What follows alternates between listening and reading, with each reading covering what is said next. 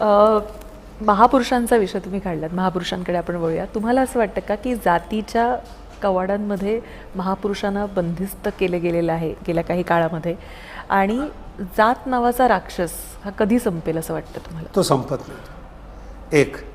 आणि जात एक ढाल आहे की गरीब लोकांना, गरजू लोकांना आणि राजकारणी लोकांना जगण्याचं माध्यम आहे.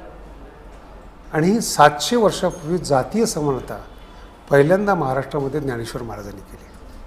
त्याच्यामध्ये चोखा महाराज आले, त्यांची पत्नी आली, वेशीच्या घरात जन्माला आलेली कान्होपात्र आले, भांडे घासणारी जनाबाई आले, नामदेव महाराज आले. हे सगळे संतांचा तुम्ही अभ्यास करा. हे यांना शिष्य न बनवता संत बनवलेले. जात नाही पहिली ज्ञानेश्वर महाराज.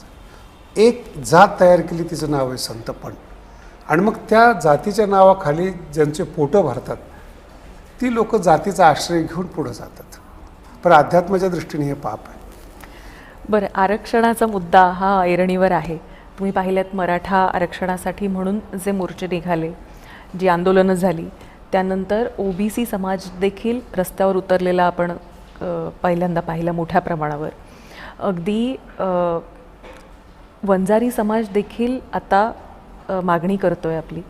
वंजारी समाज आणि बंजारा समाज ह्यांच्यामधलं जे काही सध्या सुरू आहे याकडे आपण कसं पाहता? माझा विषय नाही.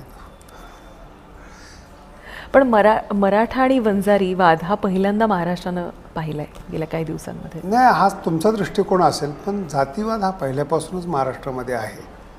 तो पहिल्यांदा लपलेला होता, तो आता प्रगट झाला. जाती जातीमध्ये लग्न होणं, जाती जातीला मान देणं ही पहिल्यापासून महाराष्ट्रामध्ये प्रथा चालत आलेली आहेत. आणि भारताची जी मूळ व्यवस्था आहे ती वर्णव्यवस्था आहेच. तिला ती नाकारता येत नाही. पण आता ती किती प्रमाणामध्ये कशी वापरली जावीत हा ज्याच्या त्याच्या नेतृत्वाचा प्रश्न आहे.